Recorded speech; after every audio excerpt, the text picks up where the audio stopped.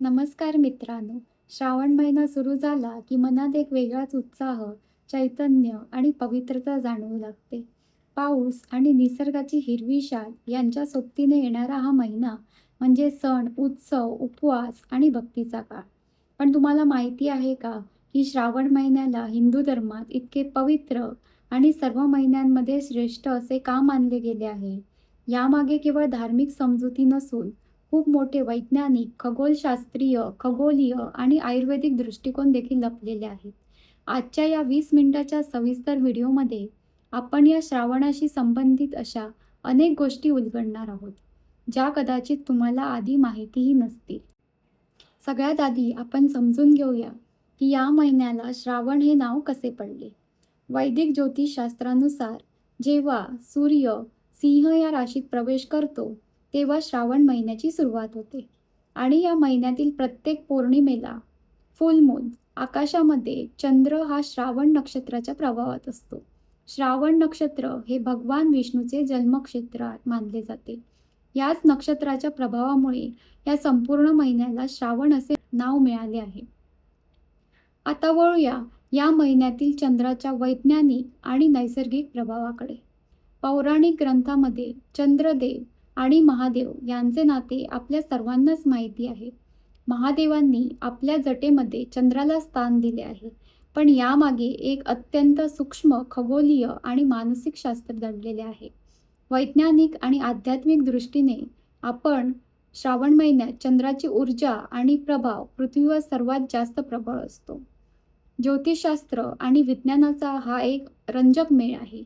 जसा चंद्राच्या गुरुत्वाकर्षण बलाचा प्रभाव पृथ्वीवरील समुद्राच्या पाण्यावर होऊन भरती ओहोटी येते, तसाच प्रभाव मानवी शरीरावरही होतो.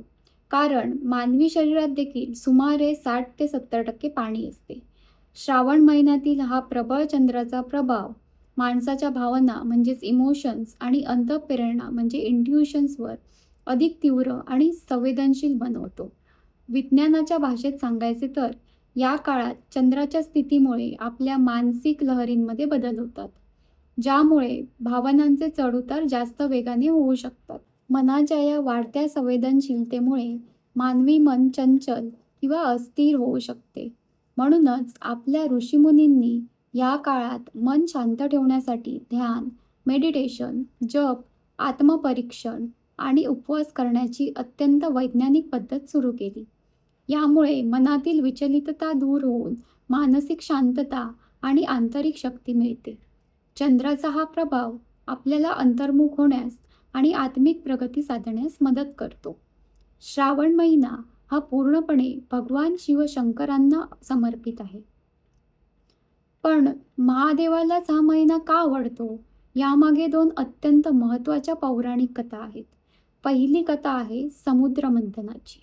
असे मानले जाते की प्राचीन काळी देव आणि दानवांनी अमृताच्या प्राप्तीसाठी दुग्धसागराचे मंथन म्हणजेच समुद्र मंथन करण्याचे ठरवले. या मंथनातून एक एक करून 14 रत्ने बाहेर आली, ज्यांची विभागणी देव आणि दानवांमध्ये झाली. परंतु या मंथनाच्या शेवटी एक असे भयानक संकट समोर आले, ज्याने संपूर्ण सृष्टी थरथरली. ते संकट म्हणजे हलाहल नावाचे अत्यंत असे घातक विष. हे विष इतके तीव्र होते की त्याच्या उष्णतेने आणि वायूने संपूर्ण ब्रह्मांड जळून खाक होऊ लागले असते. त्यांनी ते विष प्राशांतर केले, पण ते शरीरात खाली उतरू दिले नाही, तर आपल्या कंठात म्हणजे गळ्यात साठवून ठेवले. या विषामुळे महादेवांचा गळा पूर्णपणे निळा पडला आणि म्हणूनच त्यांना नीलकंठ हे नाव मिळाले. परंतु विष कंठात धरल्यामुळे महादेवांच्या शरीराचा दाह खूप वाढला. त्यांना प्रचंड वेदना आणि उष्णता जाणवू लागली. ही उष्णता कमी करण्यासाठी आणि महादेवांना शांत करण्यासाठी सर्व देव आणि भक्तांनी त्यांच्यावर पवित्र गंगाजल, दूध, दही, मध आणि तूप अर्पण करण्यास सुरुवात केली. तसेच त्यांना थंड करण्यासाठी बेलपत्र आणि धतुऱ्याची पाने औषध म्हणून वाहण्यात आली. महादेवांना शांत करण्यासाठी देवी पार्वतीने महादेवांचा गळा दाबून धरला, जेणेकरून विष संपूर्ण शरीरात पसरणार नाही. ही घटना श्रावण महिन्यात घडली होती. म्हणूनच या संपूर्ण महिन्यात शिवलिंगावर जलाभिषेक, दुग्धाभिषेक आणि बेलपत्र वाहण्याचे विशेष महत्त्व आहे. दुसरी कथा देवी पार्वतीशी संबंधित आहे. असे मानले जाते की देवी पार्वतीने महादेवांना पती म्हणून मिळवण्यासाठी श्रावण महिन्यामध्ये अत्यंत कठीण तपश्चर्या आणि व्रत केले होते. तिच्या या निस्सीम भक्तीने प्रसन्न होऊन महादेवांनी या महिन्यात देवी पार्वतीचा पत्नी म्हणून स्वीकार केला होता. म्हणूनच हा महिना महादेव आणि शक्तीच्या मिलापाचा पवित्र काळ मानला जातो.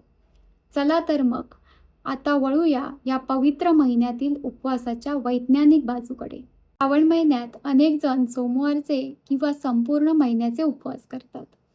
पण उपवास करण्यामागे केवळ भक्ती नाही तर खूप मोठे आरोग्यशास्त्र दडलेले आहे. वेदानुसार आपल्या शरीरात ऋतुचर्या म्हणजेच ऋतूनुसार जीवनशैली बदलण्याचे खूप महत्त्व सांगितलेले आहे. श्रावण महिना हा पावसाळ्याच्या ऐन मध्यावर येतो. पावसाळ्यात हवेतील दमटपणा म्हणजेच ह्युमिडिटी खूप वाढते आणि सूर्यप्रकाश कमी असतो. या बदलामुळे आपल्या शरीरातील जठराग्नी म्हणजेच पचनशक्ती डायजेस्टिव्ह फायर नैसर्गिकरित्या खूप मंदावते. जेव्हा आपली पचनशक्ती कमकुवत असते तेव्हा आपण नेहमीसारखे जड अन्न खाल्ले तर ते नीट पचत नाही.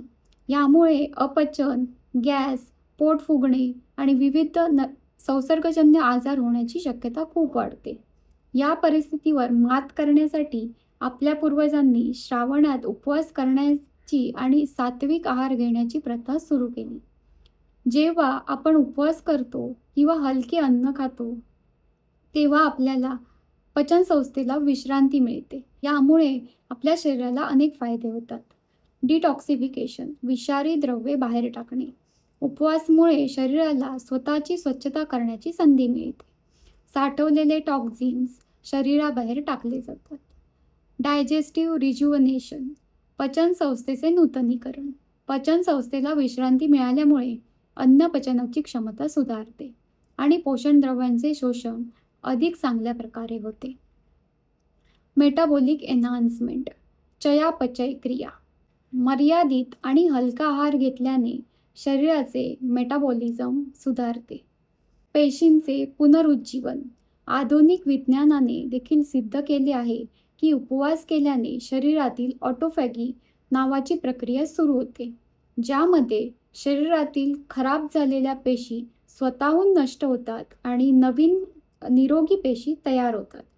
म्हणूनच श्रावणातील उपवास हा केवळ देवधर्मांचा भाग नसून आपल्या शरीराला डिटॉक्स करण्याचा एक उत्तम वार्षिक निसर्गोपचार आहे.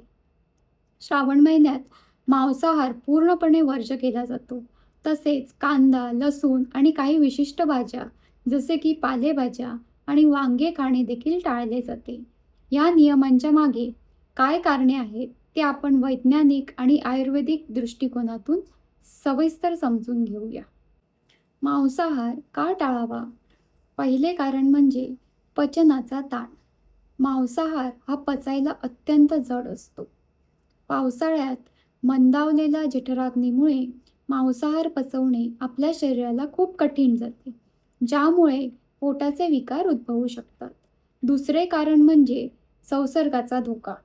पावसाळ्यातील दमट आणि उष्ण वातावरणामुळे जीवाणूंची वाढ खूप वेगाने होते.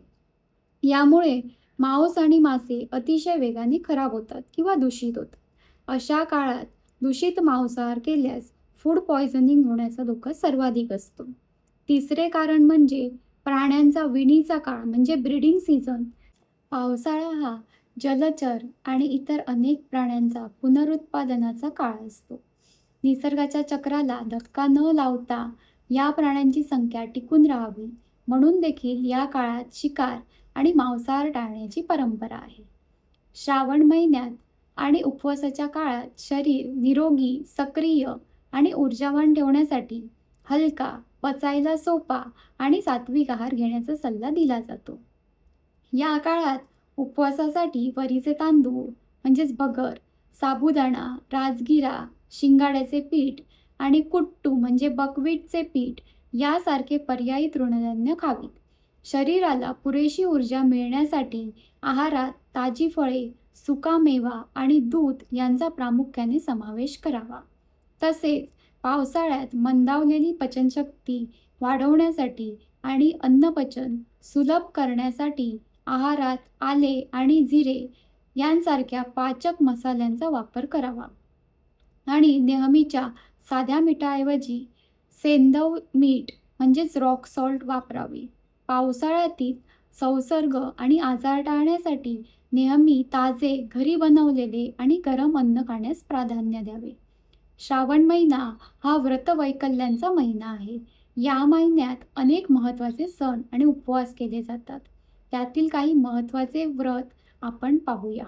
श्रावण सोमवार व्रत. श्रावणातील प्रत्येक सोमवारी महादेवाची विशेष पूजा आणि उपवास केला जातो. असे मानले जाते की याने मनाला शांती आणि घरात समृद्धी येते.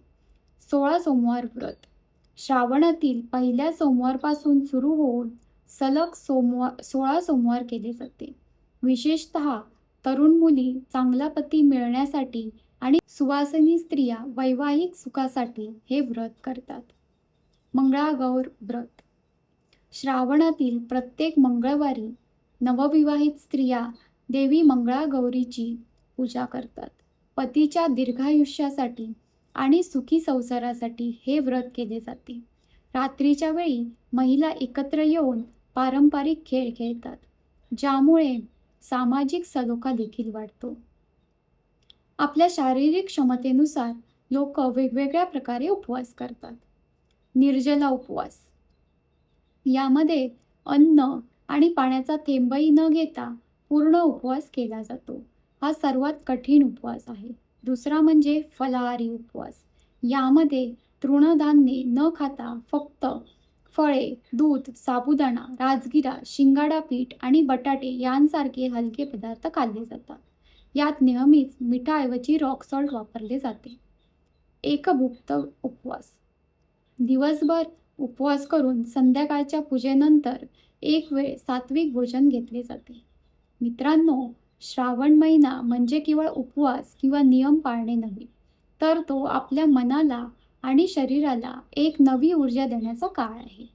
या महिन्यात आपण जितके सात्विक विचार करू, निसर्गाची काळजी घेऊ आणि स्वतःमध्ये संयम ठेवू, तितकीच महादेवाची कृपा आपल्यावर राहते. तुमच्या शरीर प्रकृतीला झेपेल तसाच उपवास करा आणि मनामध्ये कोणत्याही प्रकारचा द्वेष, राग किंवा नकारात्मकता न ठेवता हा महिना आनंदाने साजरा करा. तुम्हाला आणि तुमच्या संपूर्ण कुटुंबाला या पवित्र श्रावण महिन्याच्या मनापासून खूप खूप शुभेच्छा. जर तुम्हाला हा सविस्तर व्हिडिओ आवडला असेल, यात दिलेली माहिती खरोखरच उपयुक्त वाटली असेल, तर या व्हिडिओला एक लाईक नक्की करा. तुमच्या मित्रपरिवारासोबत आणि शिवभक्तांसोबत हा व्हिडिओ नक्की शेअर करा. आणि अशाच आध्यात्मिक, वैज्ञानिक आणि माहितीपूर्ण व्हिडिओजसाठी आमच्या चॅनलला सबस्क्राईब करायला विसरू नका. आणि शेजारील बेल आयकॉनला क्लिक करायला विसरू नका, जेणेकरून नवीन व्हिडिओजचे नोटिफिकेशन तुम्हाला सर्वात आधी मिळेल. आणि कमेंट करायला विसरू नका. धन्यवाद.